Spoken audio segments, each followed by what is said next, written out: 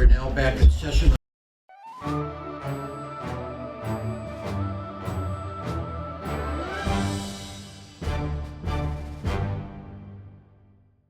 I see the red light on and I feel obliged to note for the record that Area 58 is now recording us. So if there are any Hollywood agents in the crowd, make sure you watch this tape over again to see who would be the star of the next Netflix movie.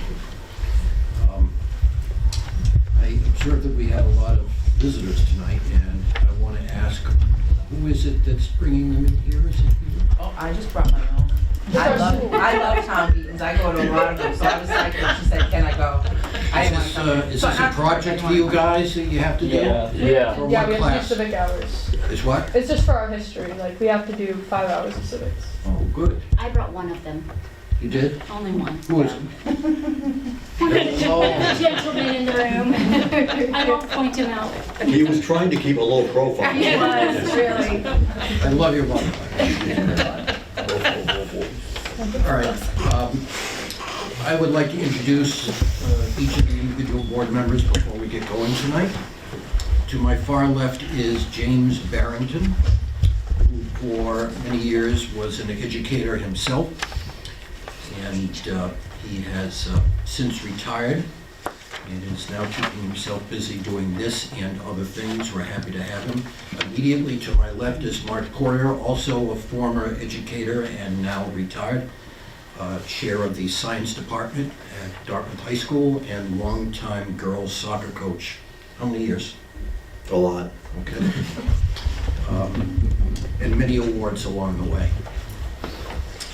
At the end of the table is Anita Dahl, who is our alternate.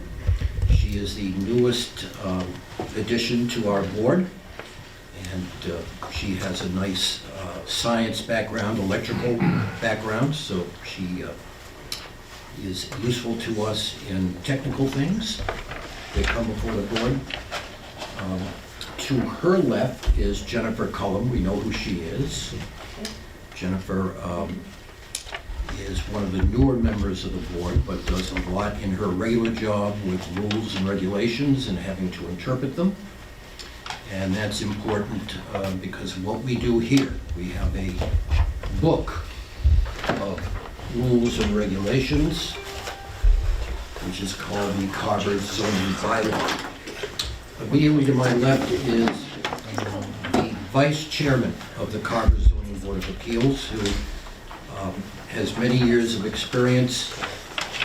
She is someone who has basically retired at this point, but was a business administrator and has a good sense of the town of Carver and the people who live here and how best to interpret these bylaws. Yours truly, attorney for many years in the town of Carver. So I kind of take the lead on a lot of the more technical legal stuff, and the rest of these people correct me on everything else. And we're glad to have them. I know I am not impartial when I say this, but I think this is the strongest board in the town of Carver, given its vocational background and given its history dealing with these kinds of cases, and it's not easy, as the building inspector will, I'm sure, tell you. So that is us. That's the Carver Zoning Board of Appeals, and we generally meet about once a month or so.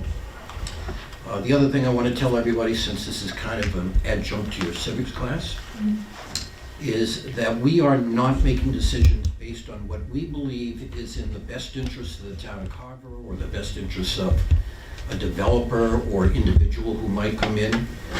Obviously, we have had some contact with a lot of developers and people before they come before us, but it's not who we like, and it's not who we think or what we think might be a good idea for the town of Carver. It is all based on application of these laws. And sometimes boards and committees can get lost not understanding that it's not their job to do what they think is necessarily in the best interest of somebody that comes before them because they like them, or it's a neighbor, or it just sounds like a good idea. That's not where we're at. We many times have to make hard decisions. We might like someone, we might think the idea is a good idea, the development idea is a good idea, but we're constrained by what's in the book. So, having said all of that, we have a discussion tonight that I'm going to lead with because the building commissioner for the town of Carver is in the room. And that's Mr. Rod Palmer. We have a couple of issues that we'd like to discuss with him, and I suppose vice versa. But let me read what it says on the agenda. That will set the discussion. And it is first, a discussion with you, Mr. Palmer, regarding square footage calculations for accessory structures. Square footage calculations for accessory structures, such as detached garages and enforcement of bylaws upon discovery of possible violations. Let's split this in half and talk about first the square footage calculations for accessory structures. And I'll lead before turning the floor over to you by telling you that this board has had many, many garage applicants come before us in the last couple of years. I think it's probably the most popular case. People always want to seem to build bigger and better garages these days. And the applications that are coming before us are not reflective of the square footage that we think should be calculated based on the existence of a second floor in a garage. The first floor is calculated fine, and then we have people coming before us for second floors, which are used usually for storage, but sometimes also for purposes that would involve regular home living. And we have one of those cases coming before us again tonight. So I want to ask you, why is it that, in your opinion, or why is it in your practice that you're not calculating second floors? So, good evening, Mr. Chairman, members of the board. My name is Rod Palmer, Carver Building Commissioner. I was going to suggest that, for the benefit of the applicants, that you perhaps move me to the end of your agenda, so that these folks can move along. If you choose not to, I'm okay with that, but I just thought perhaps. As a courtesy to you, this is after hours for you, and I wanted to call I'm first. perfectly fine with it. This may take a little while. That's okay, I'm perfectly fine with it. For their benefit, so they can not have to sit here all night, you know, they might want to, or you may want to have that in front of me. So I'm okay with that if you choose Okay. to. So, Mr. Palmer has graciously agreed to go to the end of the agenda. And so we pick up now on a continued public hearing, which is case 1-18-0-R, petitioner Jeffrey Merritt. Mr. Merritt, raise your hand. Seeking a special permit pursuant to sections 2245C, 5221, and 5300 and sections following the Carver zoning bylaw for property located at 2B Andrews Point Road, Assessors Map 1, Lot 18-0-R, so as to construct a 924 square foot detached garage with playroom and storage area. 700 square feet is allowed as of right under the bylaws, so this would be over, in a residential agricultural district. Now, as I was just indicating to Mr. Palmer, that second floor, which is clearly going to be used for family purposes and not merely for storage, wasn't originally calculated. So now we're talking about, Mr. Poirier, how many square feet?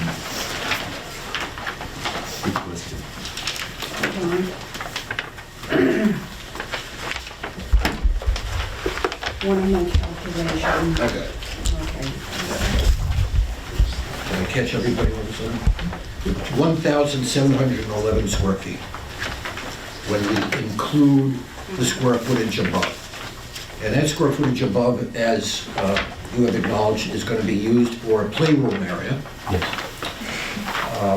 And you're going to be putting a bathroom up there, and electricity and heat and all of that stuff. So it's going to be used basically for residential purposes. Yes. Not necessarily for people to live in there, but at least to be using regularly for family activities.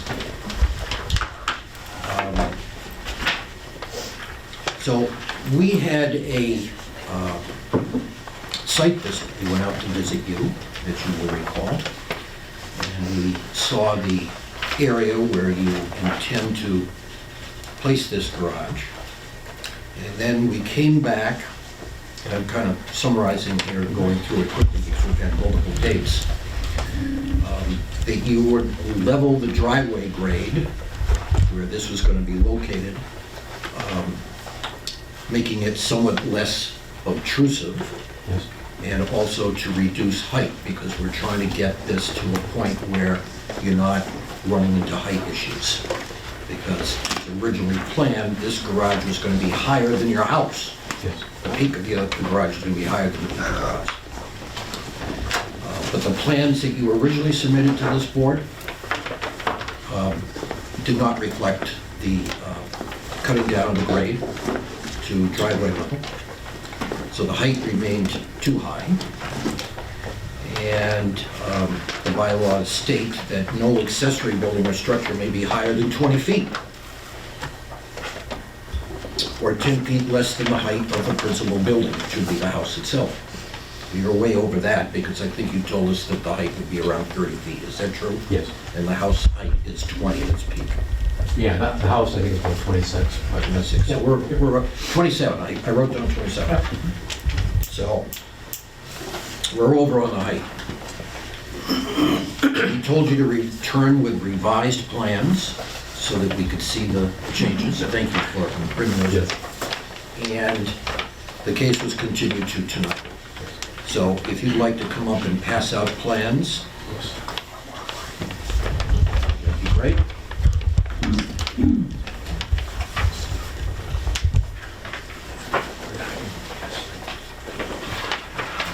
Thank you, Beth. Thank you.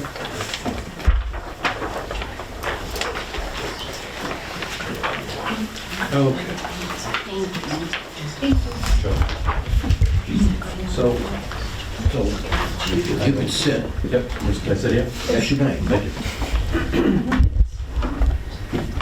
So, Mr. Merritt, what are you doing in these plans that was different than what you originally submitted to the board? So the concern that was raised with the height, we went through that. Yep.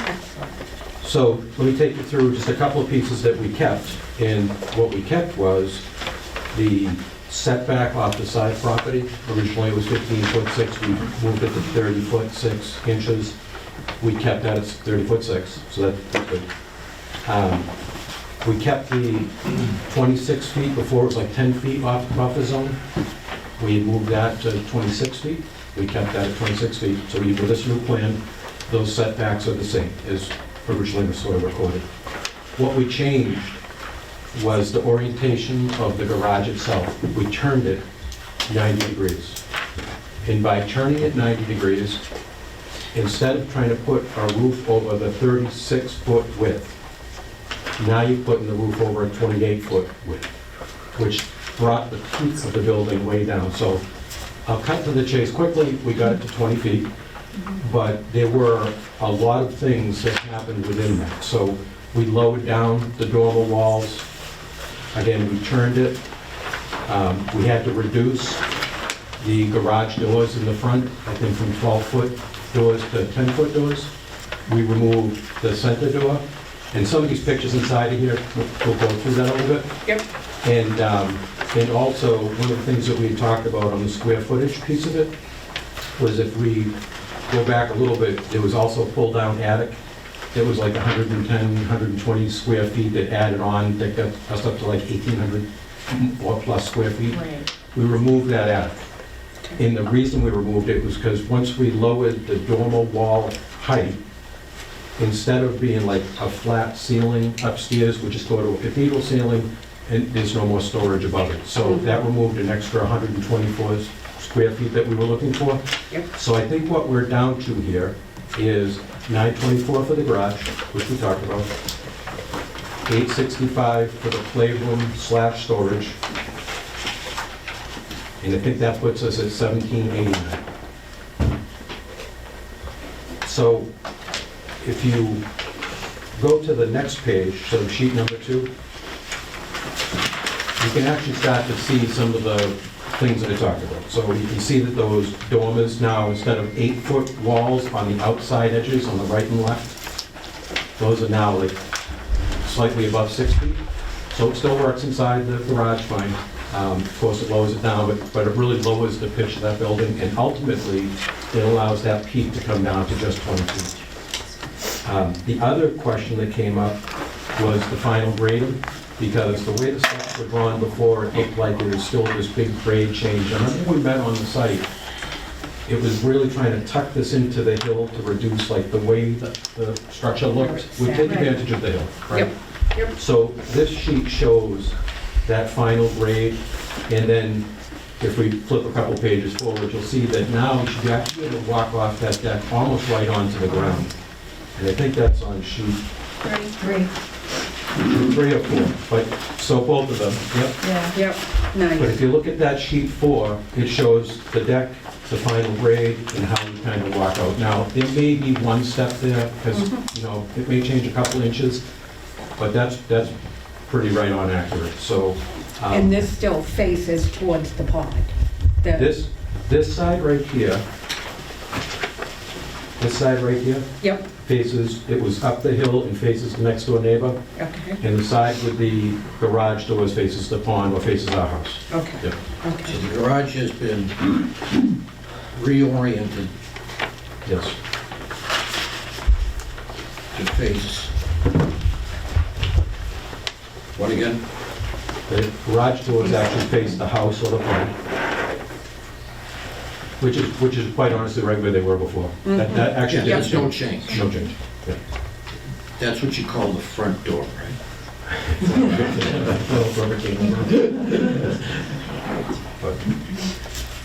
But yes, and then the last page shows what the new rafters will look like, and of course, eliminating that upstairs attic. It shows the new roof pitches that are lower. Great. Actually, so it shows the garage doors. So I hope that met the concerns of the board, at least I tried. And quite honestly, over the holidays and all that kind of stuff, it was pretty big redesign there, so I hope it helps. Thank you, you may withdraw.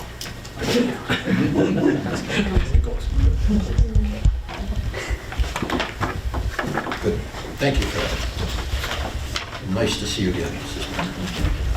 Happy New Year. All right, board members, questions?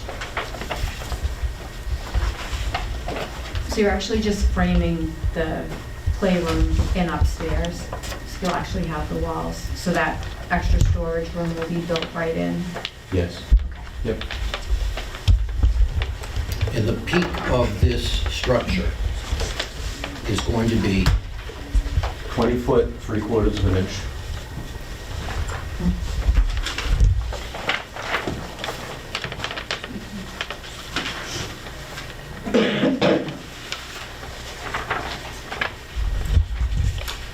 You also made mention of a bathroom. That's, it's something that we may do in the future. I really don't plan on doing that immediately, but I could see it happening in, you know, years to come or whatever it might be. I don't really plan on doing it right away. So the pull-down attic stairs are removed because you're not going to have an attic. That gets rid of 125 square feet, right? The height, which would have been approximately 27 feet, is now down to roughly 20 feet. Yes. And the bylaw allows for you to go as high as 20 feet. So you're 3/4 of an inch over. I'll cut some of the board off. Other questions or comments? Ms. Cullum? No, I'm good. Gentlemen? No, you answered all the questions that I would have had, and the diagrams updated, it has made a difference. I was not here when this one started, I was away, so it would be recused myself anyway. He's whispering to me almost. For the record. Go ahead. Oh, yes, I was not here the day that this case started, so I would not be voting on this. Ms. Dahl, are you prepared to step up to the plate? Okay. Yes. As our alternate, Ms. Dahl is allowed to be a voting member in the event that somebody has a conflict or missed a meeting or two. We're going to rectify that, being unable to vote for not missing a meeting, hopefully at the next town meeting. But for now, Mr. Poirier will be stepping aside, he'll be listening and participating to the extent that he feels it's necessary. But Ms. Dahl will have his vote on this case. What else? Mr. Barrington? I'm good. I just want to comment, thank you very much for all the work that we did together on this. I think the building's going to be beautiful, and I hope you're not going to be missing anything, you know, pulling that height down. So, It should be fine. Thank you. thank you. It's a better plan, isn't it? It is fun. I mean, it might have cost you a little bit more money and going around and around with us, but in the end, I think it's going to be a really good project and a nice addition to the principal residence, right? So, do I hear a motion to close the hearing? Actually, before I do that, does anyone from the audience have any questions or comments, including our intrepid civics class? Any questions or comments? She wants to raise her hand. It was a great presentation, absolutely. All right, do I hear a motion to close the hearing? Motion to close the hearing. Do I hear a second? Second. All in favor? Aye. All right, so now we go to the findings stage, which are this is language that undergirds our decision. It's the foundation, if you will, for our decision. The first finding I want to suggest that the board make is as follows. That the board find that the benefits of the proposed use outweigh its detrimental impacts on the town and neighborhood in view of the particular characteristics of the site and of the proposal in relation to that site. Your motion to adopt that finding. Motion to adopt. Second? Second. All in favor? Aye. And there's a second finding that I would suggest the board make, and it is this: that we find that the proposed construction is not substantially more detrimental than any existing non-conforming structure in the neighborhood. Motion to adopt that finding? I'll make that motion. Second? Second. All in favor? Aye. Now we go to the actual decision. Those two findings undergird our decision. It's the foundation for this decision that we're about to make now, which is as follows. A motion having been made and duly authorized and seconded and voted to grant a special permit under Article 5, Section 5300 and sections following and Section 5221 of the Town of Carver bylaws, so as to construct the proposed garage with playroom and storage area above. And the total square footage, again, is 1789, I think, right? Do I hear a motion to grant the special permit? Motion to grant. Second. All in favor? Aye. We have conditions that we want to place on you. Okay, just like your wife places conditions on you. We're going to place some conditions on you too. First one of these is that the project is subject to the revised plans and drawings of record. The revised plans and drawings of record. Motion? Motion to accept.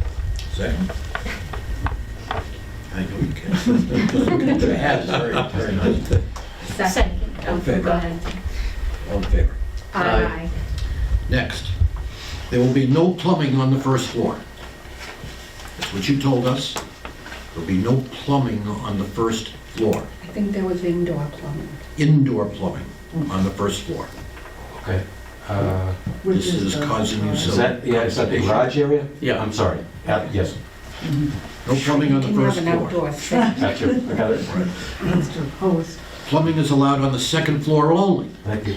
That's where the playroom is going to be. All in favor of that condition? I'll make a motion to accept that. Do we hear a second? Second. All in favor? Aye.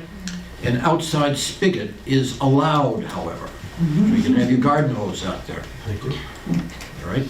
Quickly, motion to accept. I'll make a motion. Second? Second. All in favor? Aye.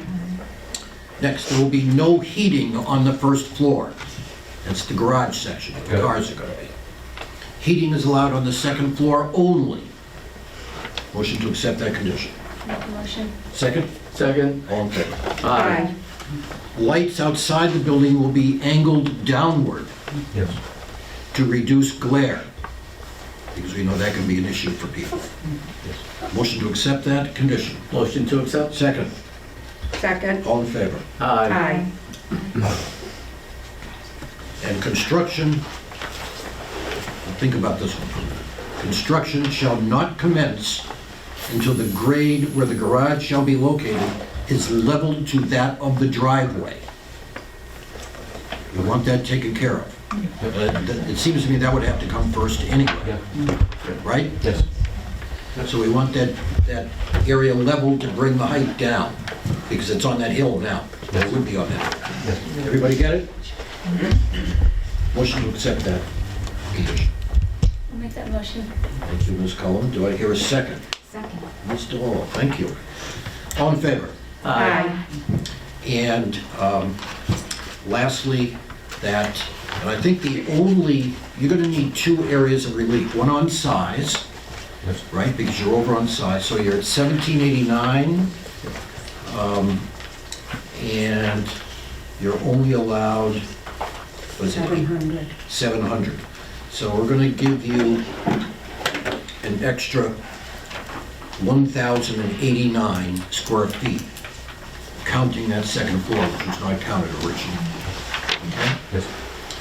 And we're gonna give you an extra inch on height, because you're a little bit over. Okay, cut those boards Thank you. thin. Mr. Barrett. Okay? Does anyone have any other conditions that they would like to attach to this decision? I do not. No. Mr. Barrett, any other conditions you'd like to attach to this decision? No. We didn't vote on that last one that you said. Okay. Just want to make sure that no one has said anything before I finish this up. So, on that last condition, bringing the hill down before the construction can start. Motion to accept? Second, Second? all in favor? Aye. So those are the conditions, and we'll grant you, and we'll mention this in the decision, 1,089 square feet, and also an inch on height. I suppose we should take the vote on that, too. Motion to accept an inch on height. An inch on height, and 1,089 square feet on the sides, mostly because of the second floor. Do we do a first and a second? Ms. Cullen, do a second. Yeah, I'm gonna second. All in favor? Aye. Thank you. I think we're done with you. It's been great getting to know you. I feel like it's been months and months. Don't leave yet. And when it's all done, you're going to send us an invitation to have pizza and beer when the weather is warmer, Spot. right? I'll sit up being- there on the deck and look out over the water, right? So, Thank you for being patient with us. no, thank you for being patient with us. We appreciate it. You played by the rules. Can I just, Yes, you made a little speech. Okay. So now that we've gotten through the formal part of the meeting, we've gotten your conditions, Mr. Chairman will be writing up the decision. It goes over to Town Hall. It should be there early next week, Monday, Tuesday. So check over with the permitting department early next week. What you're gonna do, there's a 20-day or 21? 20-day waiting period, and that gives people a chance to appeal. Okay, after the 20 days, you pick up the decision, you take it down to the court in Plymouth, you have it recorded. The registry of deeds. And you have it recorded, and then you bring the recording back to Town Hall, and you should be able to get your permit. And start construction. Right. For everybody Did you watching, get all that? There was a lot there. I got it. for everybody watching, these decisions that I write are the same kinds of decisions that judges who wear the black robes write.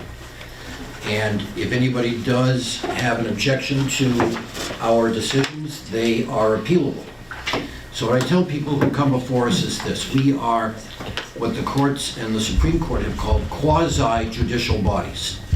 Meaning we are judges without the robes, at least on the local level. And then if anybody takes objection to what we're doing, they can always appeal us.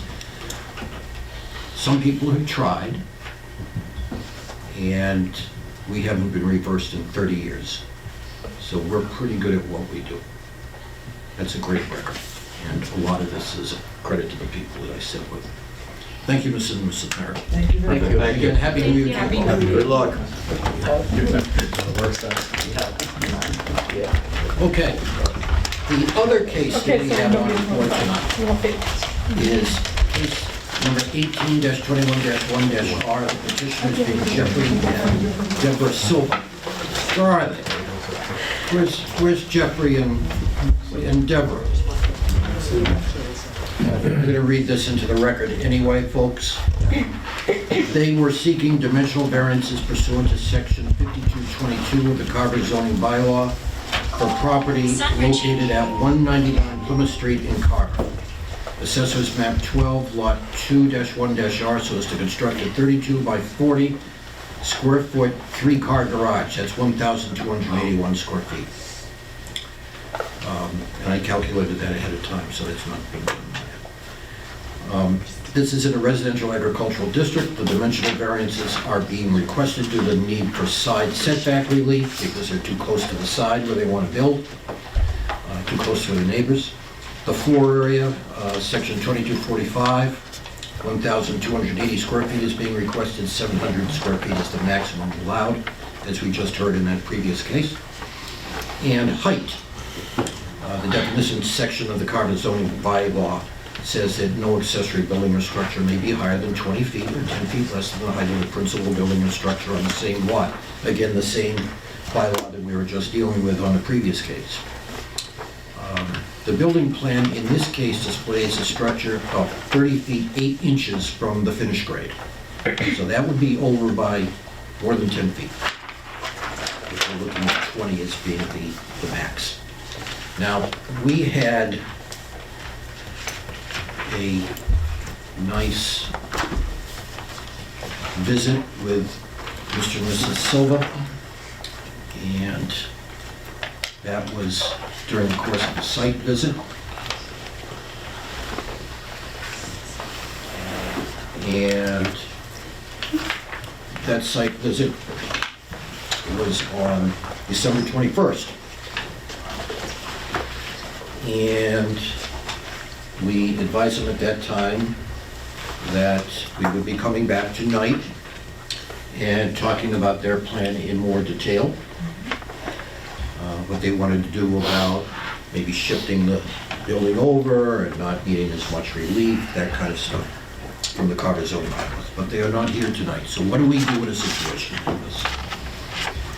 Well, typically we allow someone at least one bite of the apple. So I don't think it would be appropriate, and I defer to the rest of the gang up here, to dismiss this case tonight in their absence. They obviously have spent quite a bit of time trying to put this together. They've spent some money trying to put it together and entertained us on the 21st of December at their property. I don't know whether this somehow has fallen through the cracks for them. I checked my watch because usually we meet at 7 o'clock. Tonight, for the first time, we're meeting at 6:30. So I'm thinking maybe they messed up on the time because we changed, but we're after 7 now and they should be here. So what do you folks think about granting a continuance to our next meeting? And then I would suggest that if you allow this, that we advise the planning department to contact the Silvas to see if they still want to go through with this or not, rather than continuing to carry this forward. They were gonna try to submit different drawings. Yeah, they had some technical stuff that they still had to do, which was important. And again, I don't know if they've backed off now because, you know, it was too expensive, because these plans that's drawn are expensive, or whether they are still formulating plans, but I haven't heard anything. So What do you think, Ms. Cohen? Should we grant a continuance? Yes. Madam Vice Chair. I second that. Mr. Foyer? You say yes. Mr. Barrett? I agree. Mr. Gray? Yes. So what we're going to do is vote on the continuance, but before we do, we should establish what our next meeting date should be. And I think we're talking about February. Do we have a date kind of, sort of identified in February? I see that you're nodding your head in the Yeah. affirmative. Because that paperwork came out. I think we talked about the 12th. Via an email? I don't remember that. I don't remember that either. I don't think we picked the date for February. Right. The Yeah. last one we picked was tonight's meeting date. We're already in the middle of January, can you believe it? So I'm thinking maybe another week out, later on in February. Well, the week after that is the vacation week. But I don't know if that impacts You're on anybody vacation here. all the time, aren't you? And then the week after that, I'm away. So, I mean, We're not asking you to be here for the last week after the 12th. I will not be around. that's the vacation week. Where are you going? That's good. So I think, it's the 12th or March. Why I said 12th. And I think that'll give us enough time to publish. Not that this needs to be published again, but we have other If cases. something, you're right, if something comes up, you're saying. Well, it has come up, but I'll talk about it. Yeah. So what about the 12th, everybody? February 12th. That's 4 weeks Yes. away, so. Oh, February 12th, Mr. no. Barrington, does that work for you? Yeah, I'll make it work. That's good. Thank you, Mr. Barrington. Ms. Mello? Yes. I will be Zooming in. Oh, you can't zoom in.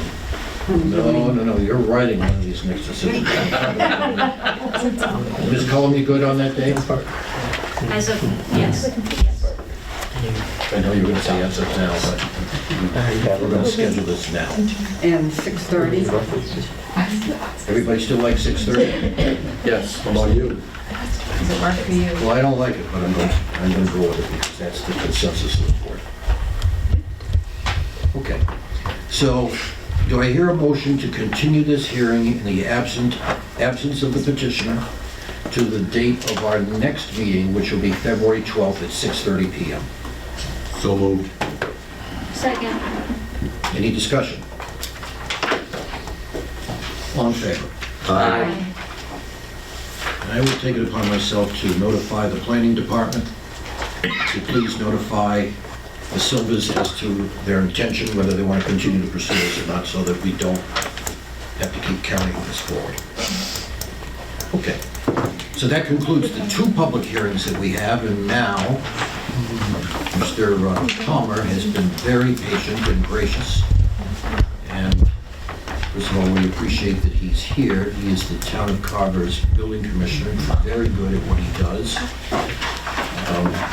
Has all the right education and certifications, but it seems to us that we have been getting a lot of these oversized garage applications lately.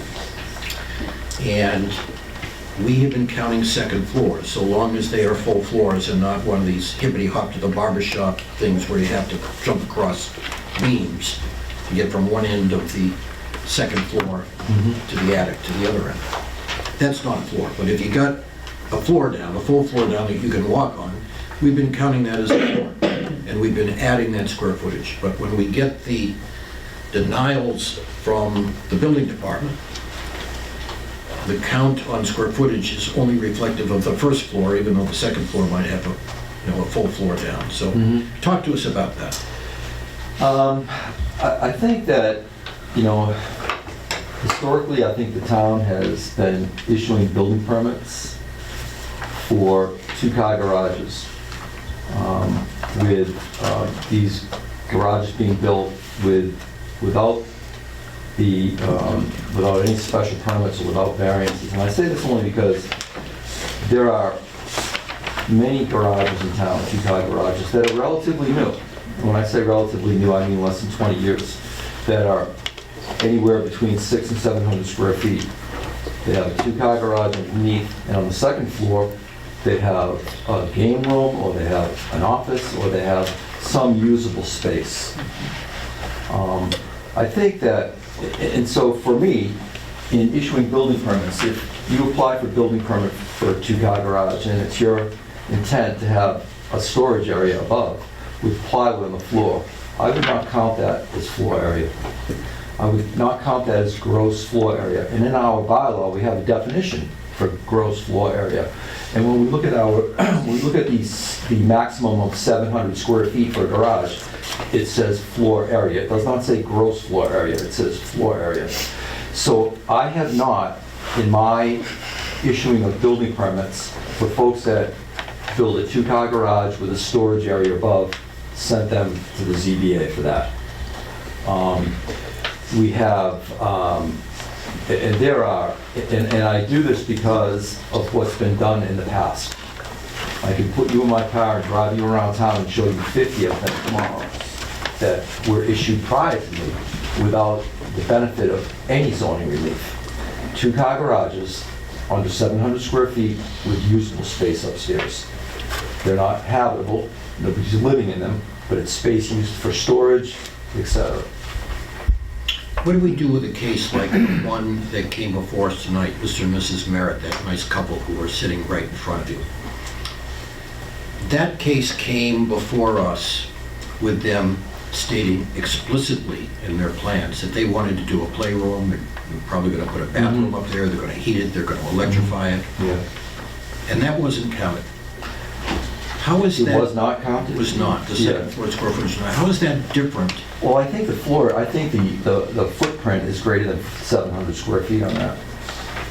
Yes, but the permit came across to construct a 924 square foot detached garage with playroom and storage above. So the playroom and storage was not being counted, despite the fact it came, so the yeah. first floor Yeah. was 924. I'm not sure I understand the question. The question is this: you have been taking the approach that any second floor Yep, that could possibly be used for storage yep. is square footage that you're not counting, right? I understand, I All understand. right. I understand. Now, this guy is not just doing storage. He's going to have living space up All there. right. It's going to be like another apartment. Why was that not counted? So I sent that family to the ZBA because their footprint was greater than 700 square feet. That requires a variance. Yes. So in their application before the ZBA for a variance, it's for something greater than 700 square feet. If they choose to have something on the second floor, that's up to you folks to either approve or not approve.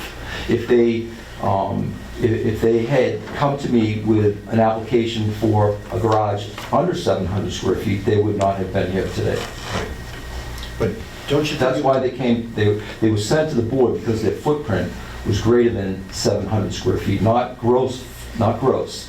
In our bylaw, when we look at what requires relief, it's accessory structures over 700 square feet. Let me ask you It this. says barn, 600 square feet. When was the last time you saw a barn without a second floor?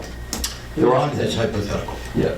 Let's assume for a minute that they had come before us with a plan that was compliant, 700 square feet, with the objective of still doing the second floor as a playroom. Yep. Would you have sent that to us? No, Why? because the footprint of that two-car garage is under 700 square feet. So you're looking at footprint rather than... Yes. Gross floor area. Floor area includes more than, if it's 2 levels, you've got to count the floor on both levels. But that's not what's been done in the past. And What it's does the bylaw say? the bylaw says floor area, does not say Within- gross floor area. We have, in Yes, our it does. definitions, we have gross floor area and we have floor area. If you look Gross floor area shall mean the floor area of all floors within the perimeter of the outside wall of the building under consideration. Now go look at accessory structures. It does not say gross floor area. What we do have is gross living area, which is We're defined not as living there. gross living area, Right. which is the sum of the areas of each floor except for unfinished attics. So unfinished attics are excluded from that definition. They're not living there in the sense that they're not putting a bed in there and sleeping in there and using it as an apartment. But still, couldn't we characterize what they wanted to do as living area? There's going to be a bathroom, there's going to be electricity, there's going to be heat. No, I mean, I believe it's a space that they can occupy, but it's not habitable living space. You know, there are other factors too that they're restricted by. There's the height limitation. And not to get off the subject of the floor area, but in my, just being here tonight, I think the height issue is something else that might become an issue in the future. So that's something else that we should talk about after the floor area. So that I don't forget that, just put that in the memory bank. I'd like to get to the height when we're done with the floor. Right up here. All right, okay. I think Floor, I that, respectfully disagree with you on your Okay. interpretation of the floor area. Now, when we've been doing this and writing the decisions, we get them signed up and sent over, we have been deciding consistently, and I'm sure you've noticed this, that we're counting second floor square footage. Now, a lot of these places, you're right, are being used, the places, second floors, are being used for storage. I don't disagree with that. But what we have seen as a board in the last couple of years is people building these enormous garages, big ones. And we have a very conservative bylaw that I think needs to be amended, by the way. That's too small, to 800, 700 square feet. But we've been seeing big garage petitions, haven't we, folks? And we've been counting this, second floor. Some people acknowledge that it's just for storage, other people say, well, we're gonna hang around up there and have a couple of beers or whatever. So I'm not sure where you draw the line. so Mr. Chairman, there are, again, there could be 100 two-car garages built in Carver less than 20 years ago, less than 20 years, that are two-car garages with finished second floors. Not people living in them, but usable spaces, offices, and they're everywhere. So for me, when I see all of these garages being built, and I've pulled many of the permits out, that I've observed these garages with finished second floors. I've gone to the files and pulled permits, and none of them have zoning relief. They were lawfully issued by the building commissioners prior to me. So in my analysis of the bylaw, having looked at the bylaw and looked at the definitions of floor area, gross floor area, provided that these garages are within the height area, I'm issuing building permits if they're not greater than 700 square feet. I think that, you know, if that's something that should be clarified, then it should be clarified with a change to the bylaw. Either put in gross floor area or have some language that clearly defines that folks cannot use their second floor. If we use that rationale, then somebody that wanted to put a floor in the attic, put plywood down, could only build a one-car garage based on that rationale. Not necessarily. No. Yes. No. Yes. So if you take a Hold on just a second. Can I just say that under accessory building or structure, it very specifically says garage, tool shed, shop, well house, not exceeding a floor area of 700 square feet. Right. And then when you go to gross floor area, if it's 2 stories, But in You that, gotta count but in that both. definition, it does not say not to exceed 700 square feet of gross floor area. It says floor area. It does not say gross floor area.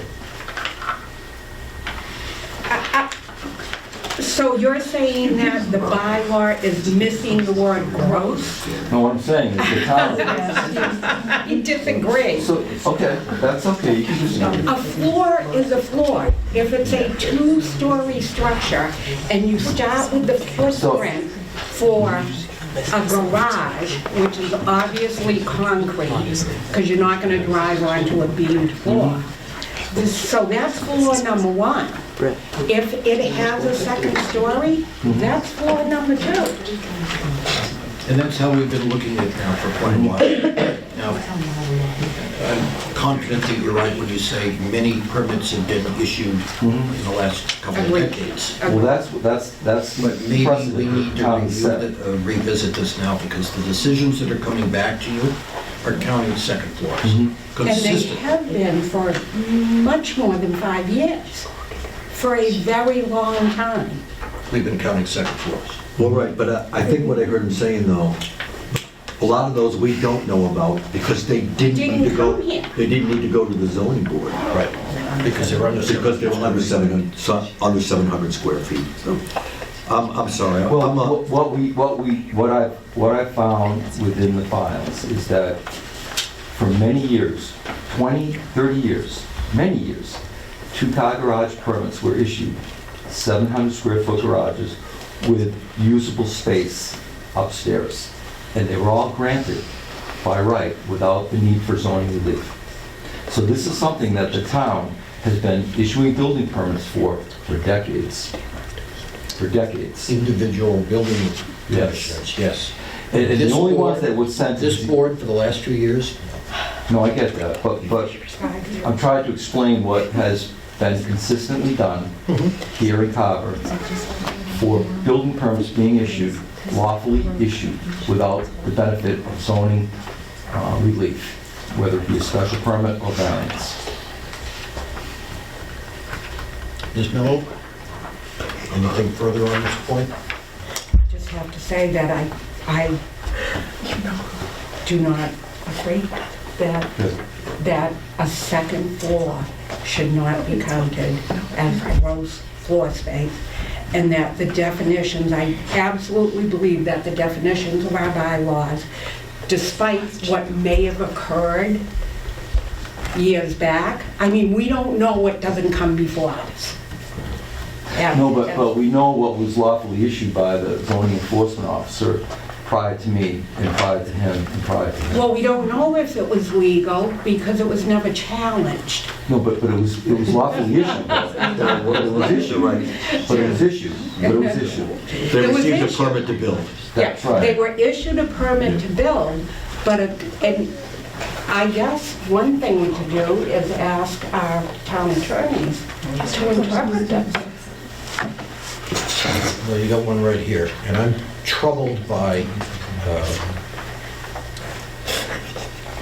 the fact that despite our history of counting the second floor, these square footages are not coming back to us So, with both first and second floor count. Now, I grant you that it's been handled in a different way for many years by multiple building commissioners. But for 5 years anyway, according to the vice chair, we've been looking at it a completely different way. So let me ask you this question. Let's say I come into your office tomorrow, I have a plan. I want to build a garage on my property. 2 floors. Second floor plywood, full floor down. It's 700 square feet on the first floor. You going to issue that permit? Yes, provided you meet all the other dimensional requirements. Right, and that's an important And you know, caveat. But that's what I think is troubling us. As the vice chair stated, we don't see this stuff. If it doesn't come out of your office and be brought forward to us, we don't know, because we're an appellate board. So you're making that decision based upon your interpretation of bylaws, and you have to do that. That's your job. What we're saying to you is, we're getting these cases now where these garages are coming in, they're big garages, they're more than 700 square feet, and the second floor isn't being counted, whether it's a plywood floor or whether it's a playroom. May I interrupt? You may. So, under the definition for story, it says an attic shall not be deemed to be a story if unfinished and not used for human occupancy. Right. So that goes along with what he's saying in his interpretation, is it's not counting the square footage because it's just a plywood floor. It's not a finished room. There's no human occupancy. Then we get into a discussion about what's finished and unfinished. Now, if there's a floor in there, I'd say it's finished. And also, what is an attic? So if you have a building and it has, the first floor drives in, the cars are there. Right. Then there's another second floor that's finished, and then there's rafters and space above that, which becomes the attic. I think under that definition, it still becomes a story. It's a story. It's a story, so it's another. That's pretty rare in a two-car garage that you have usable storage area and then have an attic above that. That's pretty rare. Well, then you're probably running up against the height requirement at that point, right? And you and I specifically spoken about a building that I questioned for just that reason. Two-car garage, full floor, attic above, did not come before us. So let's talk about that. Yeah, case I'm not first. sure. I've not been there, sorry. I don't know. Okay, so let's not put Mr. Palmer at a disadvantage. Yep. Let's, for the record, specify what you observed in that particular case and why it became a concern. Well, I saw a building being built here in town, which was a two-car garage, very tall, 2 stories, with an attic, 2 full floors with an attic. And I said, I don't think we ever talked about that case. And then I went and looked at up in the permitting department, and that was issued, the building, I don't know what size per se it is, but it is huge. And the permit says 689 square feet. It's 2 full stories with an attic, and the permit says 689 square feet. Where is that file now? What do you mean you don't know? I went today to try and see the height thing. I wanted to see what it specified for height on the permit, and they cannot find the file. Yeah, I'm sure the file's there. They just couldn't find it. Yeah, I'm sure it's misfiled somewhere. But I did ask the permitting department, please give me a call if they were gonna look for it. Because I did want to find out what the height of that building was. Well, not to mention, So there are, say it again, I didn't hear. I Speak said, up. does this also affect tax purposes as far as square footage is concerned? Will it still speak differently for different people?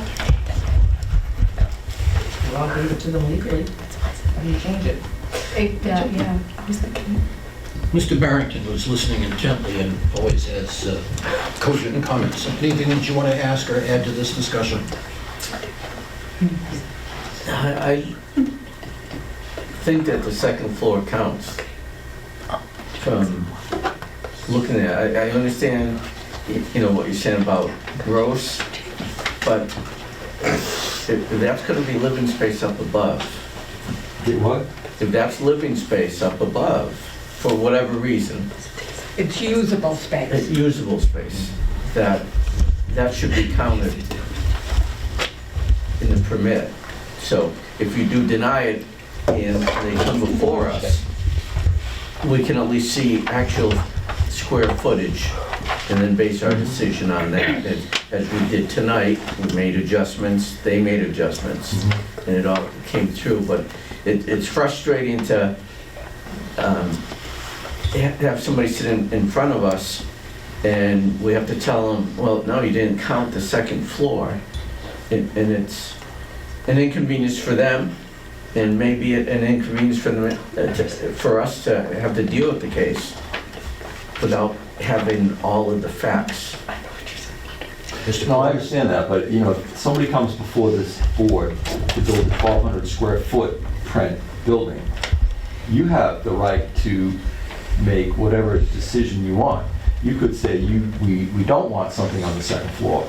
You have the right to make create whatever conditions you want. And you could say, well, we'll allow this 1,200 square foot building to be built, however, we don't want anything, any type of storage or any type of, But if it's Secondary. 700 square feet or less, if it's what? if it's 700 square feet or less on the first floor, you're still not going to count the second floor if there's a second floor in that plan. Right now, I have not been denying building permits for 2-car garages coming in under 700 square feet with storage area or usable area upstairs. After this discussion tonight, what is your I plan? don't know. I think I might ask town council for an opinion. Mr. Porter, do you have a question? Well, I guess I just want to make sure that we're not working at cross purposes with you, that's Yes. all. No, I know. I just want us all to be rowing in the That's why, same direction. that's why I'm here tonight. I'm not- We appreciate the fact that you've come to talk about Yeah, this. I'm not being paid to be here, I'm just here to help so we can work in harmony. And the only way it's gonna happen is if we all talk about it. Sure.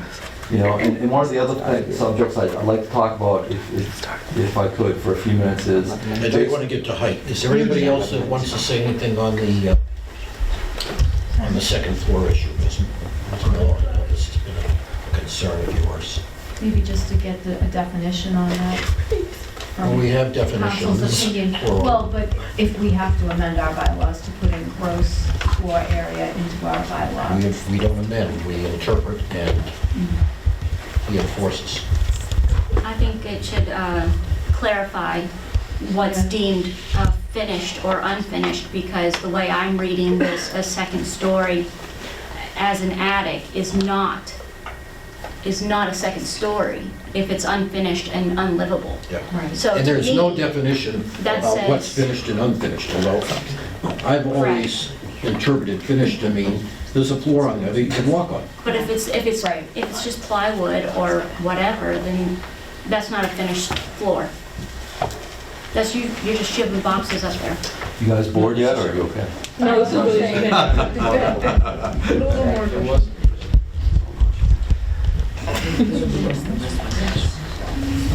I keep going back to that case that we heard tonight. That Yeah. second floor, Mr. Palmer, needed to be counted. But if you look at the gross bulk of that building, it's a large building. It's 1,200 square feet. It's a large building.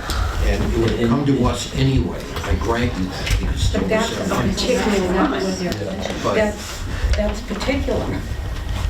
And I think what happens is in that situation, if they're not, if they get here and they're surprised, well, what do you mean we gotta count, you're counting the second floor square footage? I mean, that's news to us, so they seem to be taken back a little bit by it sometimes as well. So maybe going forward, until we can get greater clarification on this, you could at least advise folks who come to the building department that if we are planning a second floor that you can actually walk on, that this board might consider this to be additional square footage that would have to be taken into account. I think you need to flag it for them at the very least, until we can get a better grip on this. Okay, I can do that. But Is what that if fair? the Flag first anything floor, until council says we should. what if the first floor is less than 700 square feet and there's a second floor? Right. That's right. How are we gonna handle that? Well, I just asked him, he said he was gonna flag it. So I think I would To be, get a better definition. you know, I have been consistently issuing these building permits. Not hundreds, but maybe a dozen, I don't know. And I would be uncomfortable just now, just changing my understanding and interpretation or my belief of what it should be without an opinion from town council. So I don't want to change my understanding and my interpretation of how I'm issuing permits from this conversation. I would be uncomfortable doing it without town council's opinion. If I, I have two responses to that, okay, most respectfully. First, flag it for people who come in. Okay? Just let them know that this is where our heads are at right now. This is how we're If going it's to greater do than it. 700 square feet. What? If it's greater than 700 square feet. At least that, okay? And the second thing that I wanted to mention to you is, I can pretty much predict what town council's going to say. After having done this for 40 years, not behind this desk, but in various courtrooms throughout the Commonwealth, I think that it's likely that the town council will come back and say, well, it could go either way. It could go either way, because the definition is not clear without town council making it clear for everybody, without town meeting making it clear for everybody. So then we're right back to where we started. But out of respect for you, we will inquire of town council. You and I can work on the question to see where he or she comes down on that. But I think that it's going to come back, well, it could go either way. Okay. And then, who is it up to? You at the first level, us at the second. Yes. Okay. Is that fair? That's fair. But I would ask you in the meantime to at least flag this for people who come in. If they're more than 700 square feet at this point, this second floor business, they need to be aware of that. I understand. Okay. Is that reasonable? It is. Okay. I find it inappropriate. but- I can't hear you. What's your name? Karen Lapham. I just find it inappropriate until you have legal guidance from council to tell him how to change his protocol of just passing along papers. We're not telling him to change his protocol. I'm asking him to implement a new speech of after No, this. what we're asking you to do is to let petitioners or applicants know that, at least at this I hear what level, you're saying, that's just my anything opinion, over that's all. 700 square feet that's got a 100%. second I floor, hear what you're he saying. needs to let them know I this. don't think that that's appropriate until council tells them that, but that's just my opinion, and I appreciate yours. Anybody else want to say anything? Okay. So I think we've covered this ad nauseum. And we'll get going on an opinion from town council, which you and I can have a little bet between ourselves as to how that decision comes out, how that opinion comes out. But in the meantime, you wanted to speak to us about height. I did, just based on the conversation that, listening to the last applicant, and I think what I heard was that the applicant would have to remove some gravel to lower the building. It's on a hill. Yeah. So that's something I think we should talk about, because I think I might have a different interpretation of height than the board. So I'd like to just put that out in the open. So our bylaw, under our definitions of height, the height is to be measured from the average grade plane of the building side that faces the street. So we take the principal structure and we measure from the average grade plane of that wall facing the street to the top of the ridge. It might be 30 feet. Let's say hypothetically it's 30 feet. And let's say you want to build a two-car garage or a shed or a one-car garage or any accessory structure in your backyard. Maybe 70 feet behind your house that has an incline, or has a hill that goes up 10 or 15 feet. Very common around town. So it is my understanding in reading the bylaw that we're not looking at ridges parallel. And that's not how it's defined. The height of that accessory structure built 100 feet behind the house on the hill, the height of that is measured from average grade plane of that foundation where it sits on the hill to the ridge. Maybe that's 20 feet. So you take that as 20 feet, the house is 30 feet. There's a difference of 10 feet. So in my sitting here, I do a little picture. And this is how I interpret it. So here's my picture. I drew this while you were speaking to that gentleman. There's the principal house. Here's the accessory. Yes. It's up a hill. Yes. This little accessory structure has a higher ridge than this house. But the accessory structure is less than 10 feet high. height of this is 20, this is 30. And so even though this is parallel and is higher, it's still, I would still issue a building permit for that. And based on what I heard earlier, it sounds like that gentleman is carving out a hill to lower the house. Well, let me tell you about the hill. And I think that, I think what I'm looking at is very clear if you look at the bylaw. Yep. It's really not a hill, it's a little slope. Okay. We're trying to bring it down. There were questions from the board at one of the earlier hearings, Mr. Palmer, about making it less obtrusive. I understand. He offered to do that. Yeah, no, I'm not questioning, just, that's what brought me to think about it while you folks were having that conversation. Point's well taken. Okay. Now, I think there was one other thing on our discussion agenda for you. Sorry to have kept you so long. I have one more thing I'd like to talk about when you're done, not interrupt you. Enforcement of bylaws upon discovery of possible violations. Now, Ms. Mello brought to my attention that garage that she referred to before that was large. It had 2 stories and then an attic above. Yep. I don't want to speak for you, but I think that you were understanding that that was clearly in violation because the appropriate permit had not been taken out, or at least you couldn't find it. No, my concern with that building, other than, now Mr. Palmer has explained how he calculated the square footage and why it didn't come before us for relief of square footage. But that building is very tall.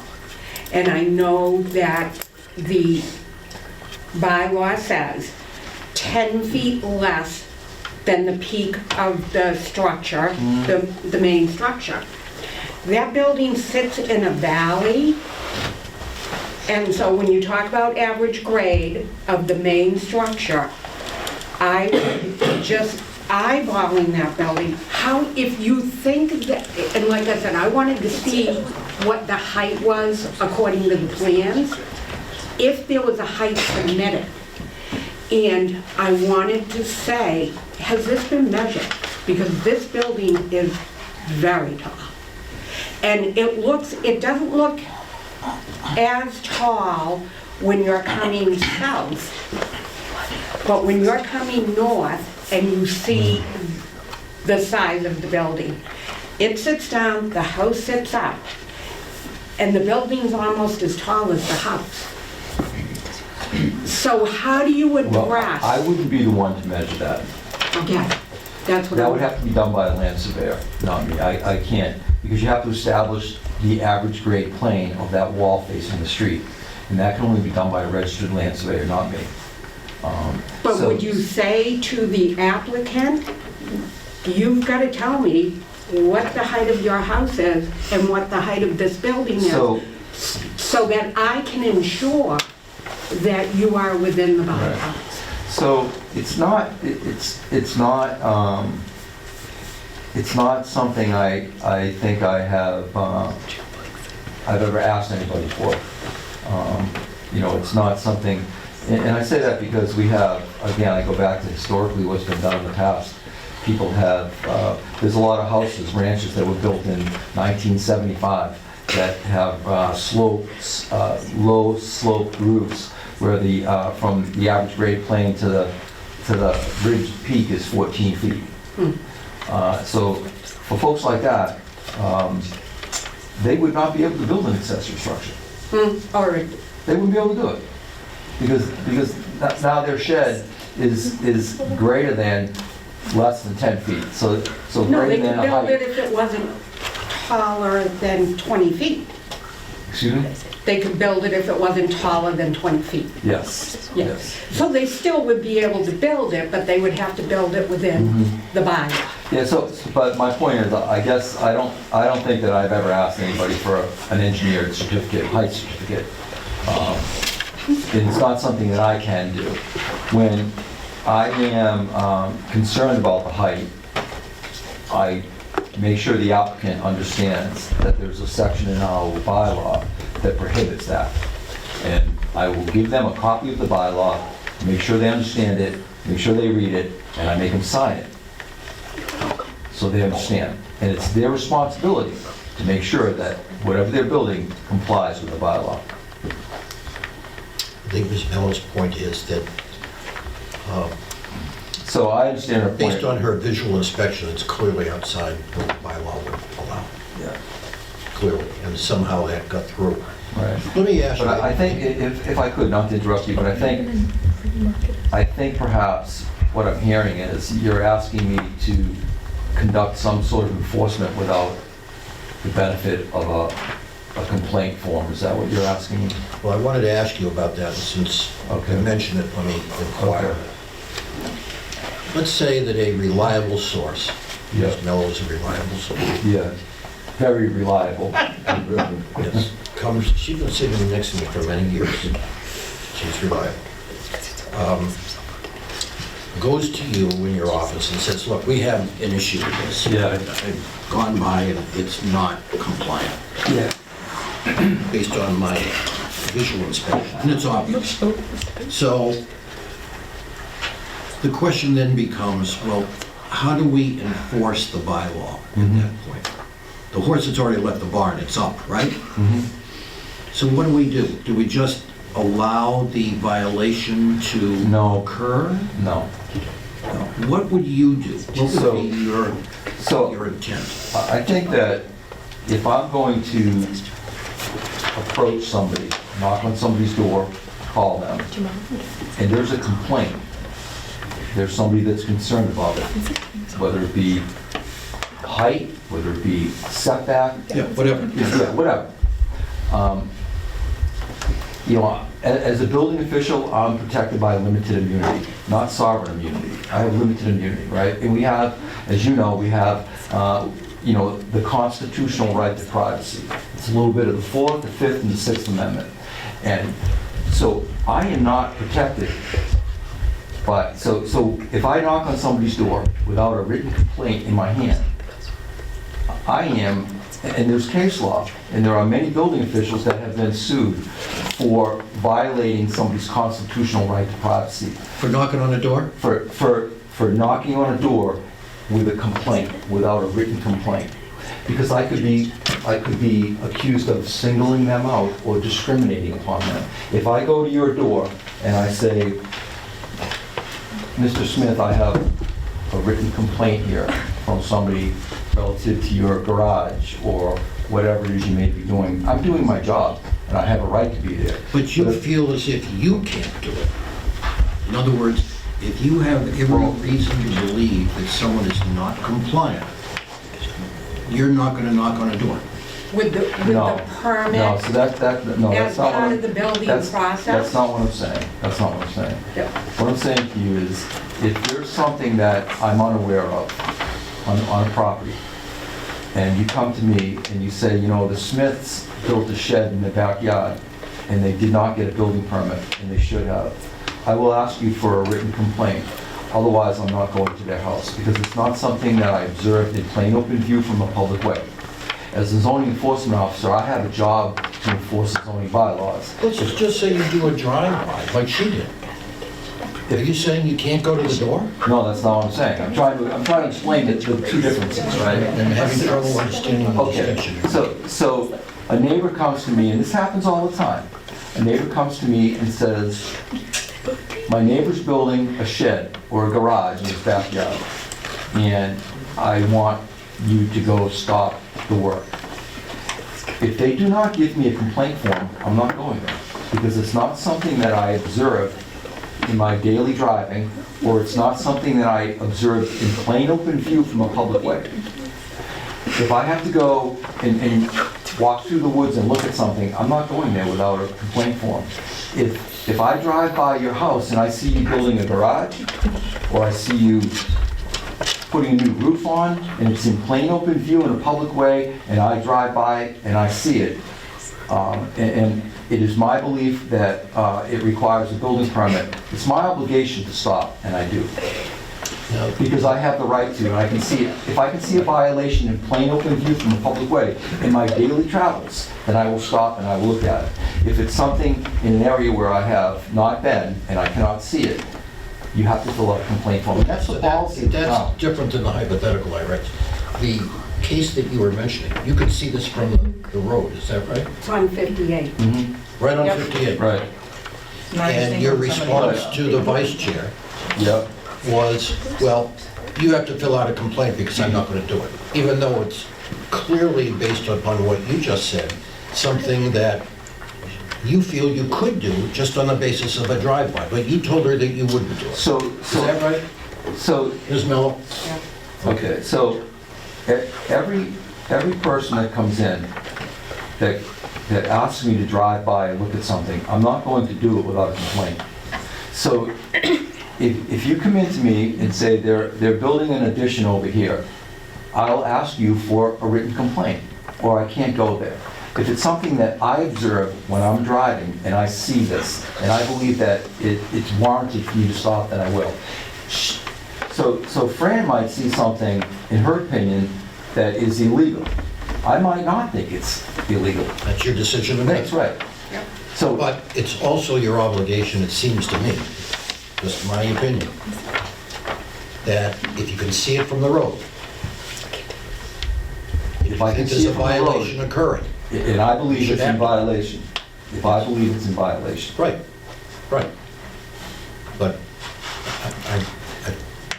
it's hard for me to understand the distinction you're drawing here. It's a little slippery for me. Yep. I understand that you don't want to get out of the car and traipse through woods or go onto people's property because you can't see it from the road. But if you're seeing it from the road, and for heaven's sakes, the vice chairperson of the Carver Zoning Board of Appeals brings it to your attention, and again, you can see it from the road because it's on Route 58, and you're telling her she has to make a formal complaint, I think that's wrong. Most respect. I do. So, I would simply ask that you reconsider your opinion about, or your response in these kinds of situations when someone brings to your attention what they believe is a publicly visible violation of the Town of Carver zoning bylaws. As you say, and you're absolutely right, if you disagree, you disagree. That's your job. But if you think that they may be right, I don't think you should be chasing the original complainant or someone else in the neighborhood for a complaint. I think that's something you should do. Well, I think the complaint form also is beneficial to that person complaining. If somebody has a concern and fills out a complaint form, I respond to that complaint form. Either I take action, in many cases I have, and other times my reply is, I shall not be taking action on this case. And then it gives that person the right to appeal my decision to not take enforcement action. I don't think So- we disagree on that point. So without it, there's no recourse for that person. Yes, there is. If you issue an order saying cease and desist or whatever in response to the alleged violation that you observed from the road on a drive-by, you're going to send a letter anyway. Stop doing what you're doing. I think maybe you misunderstood me. It means for the If complaint. this, for the complaint, it's beneficial to the complainant. If I simply say to Fran, I'll be taking no action, she can't go anywhere like that. If she fills out a complaint form and I respond to that complaint form that I shall not be taking action on this complaint, then she has now the right to appeal before this board. And that's another issue for me personally. I don't think you should be asking Fran or any one of us up here to be filing a complaint form against anybody. And the reason why, Well, I'm not asking anybody to file a complaint, but I but think in this case, you said that she would have to file a complaint. Is that correct, Ms. Mello? I think she was told by my staff that she had to file a complaint. Okay, same thing. Whether it's you or your staff, That's this right. is what she's told. That's not going to happen on my watch. We're not going to be filing complaints against people who are in obvious violation of the Carver zoning bylaws on a drive-through. We're not doing it. That's not our role as an appellate board. And even more important is the fact that if one of us were ever to do that, they'd have to recuse themselves from the case. That's right. So this puts us in a very difficult position, this policy that you have up here, this position that you have. So I want to ask you to reconsider and think about what we're saying here. Don't ask us to file any complaints against anybody, but if you are made aware of someone who's in obvious violation of the Carver zoning bylaws, and you could see it from the road, you need to respond to that, in my view. I don't know what the other folks up here believe, but, you know, what I believe is that you're doing a good job. But there are some areas that I think we can improve on. That's all of us, not just you, it's Yeah. all of us. What do you think, Ms. Knoll? Knoll looked very happy, tell me. I'm just considering the whole scenario. It's, I guess why this even came to light between all of us was we all agree that the oversized garages and the bylaw which governs the garages is a little out of date. So I think that we need to start by looking at the bylaw and hopefully for next town meeting, come up with something that makes more sense in today's world. I think what would be a good idea is, you know, a lot of our bylaws are antiquated, not just accessory structures, but our sign bylaw was written in the 1960s. It speaks of neon lights and things that we don't see anymore. So as the world evolves, so should our bylaws, and they haven't. And I think it might make good sense to maybe suggest to the Board of Selectmen through the Planning Board that there be a zoning bylaw study committee formed to maybe take baby steps. And maybe the first baby step would be to clarify accessory structures and their size and their footprint and their height. I just think it might be something that's warranted. If you increase it from 700 to 1,000, I don't know. I just think it might be a good idea to set up a bylaw study committee, you know, somebody from the permitting department, somebody from the zoning board, somebody from the general public, a business owner, something and they're very helpful. And maybe through that, there could be a change to create a zoning bylaw for the warrant. What about complaints? You're in the middle of that, so talk to us about it. Honestly, based upon what Mr. Palmer has said, I may file the complaint and Recuse yourself. and recuse myself, because I think You see the position that you're putting us into by Yeah, taking I'm not this? doing that, Stephen. You know, with all due respect, you know, anybody on this board can file a complaint about a neighbor. And I would be extremely uncomfortable, and I wouldn't do it. I wouldn't go to their house and knock on their door if it's something that I did not observe in plain open view on my own. But this is an active building permit. It's an active building I understand permit that. now. And so the height thing on this particular building permit should be addressed as the building process. It's not that it's a structure that was built 10 years ago and now all of a sudden, someone's like, how did that get through? It's an active building permit. And that's where I feel it's a little I understand. upsetting. Can I ask a question? I mean, I'm sorry. No, go ahead. No, go ahead, Ms. Dahl. I was just gonna say, if it's an active building permit, so it's in the process of being built, so then So it's built. you're gonna, It's built. it's built. already built completely? Is it all signed off on? Is it No. signed No, off? but So- the structure's built. So would that be part of your sign off at the end? So I've not been out there. So they've not requested any inspections. That's what I was gonna ask, is there not Yeah. an inspection at the Yeah, end? there is. Yeah, So- yeah, so there's- so would that be an Yeah, opportunity? there's multiple inspections, but, you know, from the foundation inspection, there's not been any inspections because they're not done. They've not requested, so we can't go out there until somebody requests an inspection. I can't go out there until they request an inspection. But as I part can't of the visit the final, property until they invite me out there. as part of the final inspection, wouldn't it be protocol to make sure that the height of that building is in line If- with our So bylaws? when I visit, when I'm requested to go out there to visit the site, if I see something that I believe is in violation, I will bring it to their attention.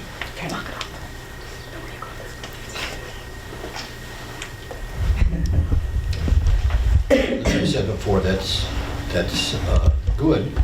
but it's after the horse has already left the barn. The structure's up. But it's not signed off. And unless we But find a nothing's been violation signed. and issue a tear down order, it's going to stay up. Is that something that you would do if you found that was a violation at the end when you went to, So generically speaking, yeah? and this has happened many times to me over my career. If somebody builds a structure, and it happens, they pour a foundation.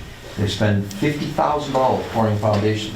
They have their engineer go out, do an as-built, and they're 2 feet close to the property line. So what happens? So is the board going to make them tear out their 50? No, they're not. So it stops the project. They go before the board, they seek relief, and whatever conditions are created by that zoning board, that's what happens. Yep.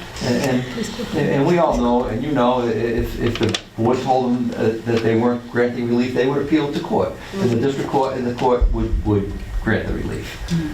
It's just not practical. No, they wouldn't. Yeah. Not this board, no, sorry. They would have to go through the selectmen and town council. That's true. So But that's when they get to make the those Superior decisions. Court or Land Court, Yeah. they're going to lose. We dot the i's and cross the t's. No, I don't mean with this board, Steve, I'm just speaking generically. Okay. It's not practical for a board to cause somebody to... Absolutely. But I think one of Ms. Mello's points, and I don't want to speak for her, and then we can wrap up for the evening, unless there's something else you want to talk about. This structure that she's observed from the road appears to be way beyond what the bylaws would require in terms of height. Am I correct on that? It's obvious, it's jarring to the eye.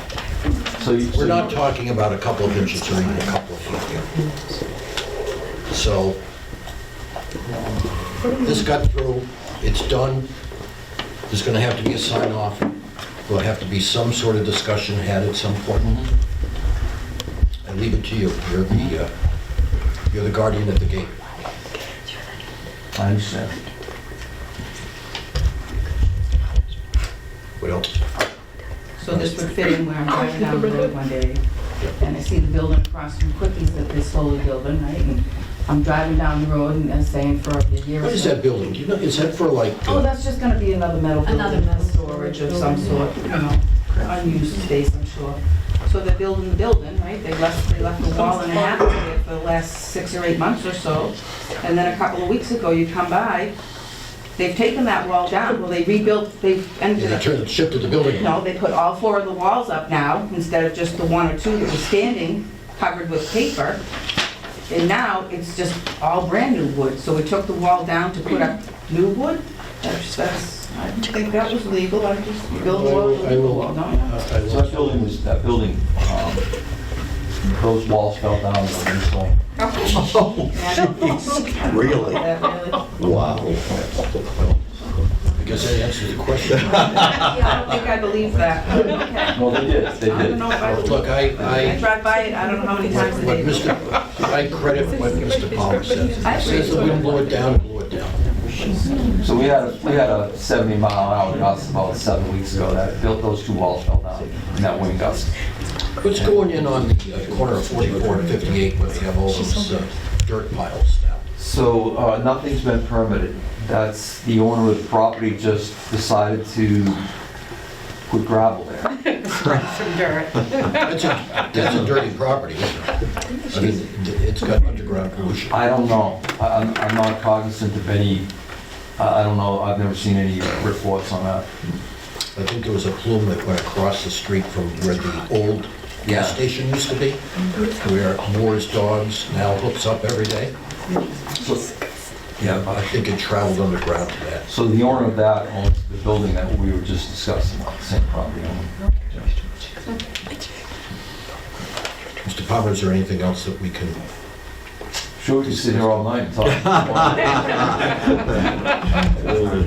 Well, we put you on a bit of a hot seat. No, it's okay. I'm All glad. we ask for, so that we can all work together in an appropriate way, in a legal way, is to let people know who have oversized garages based on first floor calculation, that we are now counting second floor square footage. Let them know. Do that?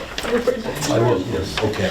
And then the other thing we need to do is to expect that if someone makes a complaint or raises a concern to you, and you drive by there and it's visible from the road, I want you getting out of your car and knocking on any doors. I want you violating the 4th or 5th Amendment, not the 6th, by the way, it's 4th, 5th, and 14th. Okay.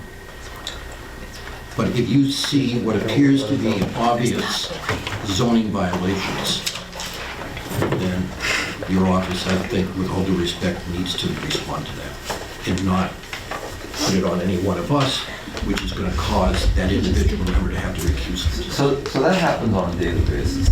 You have people calling Every day. complaining all the Every time. day. Every single day, somebody calls, telling me that somebody's building something or doing something. There's not a day that goes by that doesn't happen. And you have other work that you need to be doing. You can't be drawn from your office all the time, And some even of though it them might are- be a bright, sunny spring day. And it's not uncommon for them to be unwarranted. And I don't disagree with that. We have a lot of people in town who just don't understand as you do or as we do. But if, based on the complaint that you hear, it sounds reasonable and fair to your practiced and professional ears, take a drive. That's all. That's all we're asking. So that we don't get into a situation where we have that hugely high garage going up without any relief. I understand. I just want to clarify, are you talking about new projects coming up to shoot, or are you talking about a house that's been someplace for 20 years? You're talking about new stuff? What are we talking about? So like the project you're talking about? Yeah, New garage. yes, new You're right. construction. So like, we're not just driving by everybody's neighborhood and saying, I don't know about that, but it's 20 years old. No, Right, I got it. No. We're not the structure police. We just want to make sure Right. as new construction happens, that it abides with current. I just, I wasn't sure if you were talking about new or old, I got you now. Yeah. Absolutely. Underlying all of this, everybody, is the concern that I think the large majority of people have in Carver, that it maintain its rural character. Remember that when those condos come, all 3, 4, So, 5, 600. we're not talking about condos tonight, but we are talking about these other issues. So, Bring a few. if we can basically all agree in this room that we want to keep Carver and its rural character intact, then enforcing these bylaws and any violations that come to light is a very important consideration, right? And this has only recently been brought to my attention by the vice chair, who raises excellent points. So it's important, I think, for all of us to get where we're going here, which is, in the end, we don't want buildings and structures going up that would degrade from the character of this town and be an obvious violation of bylaws. And I know that you are the guardian of the gate. Thank goodness you're here and available, and every once in a while, something slips through. I grant you that none of this is perfect. But Ms. Mello raises good points, and I'm sure that, you're going to be even more sensitive about all of this going forward. That's all. We're not asking you to do anything that you're uncomfortable with. I know. Stay in your car, don't go knocking on doors. You just let people know if it's more than 700 square feet, we're gonna count that second floor. But if it's under 700 square feet, we're He's not not gonna counting say the anything. second floor. He's not gonna say anything, and that's where we have to ask town council. Got it. Yep, Right. yep. Okay. Fair? Very fair. Good. All right. Thanks. Okay, you're welcome. Thank you. You're welcome. No problem. I'm going to sit here till you close the hearing. That's all right. Well, you have a very pleasant face, Yeah. sitting in front of me, so that's okay. Anybody have anything else that they want to go over with Mr. Palmer? No. We good? Good. I don't think any correspondence has come into any of our files that we need to talk about, and we've already passed on our cases for this evening. We know that we're coming back on February 12th, right? At 6:30. This is a change for us, by the way, because in the past it's always been 7. So 6:30. And a final request of board members, if they have anything they'd like to bring up, any business? Yeah, I think. Nope. Okay, do I hear a motion to adjourn? Motion to adjourn. Do I hear a second? Second. All in favor? Aye. Good night, Carver.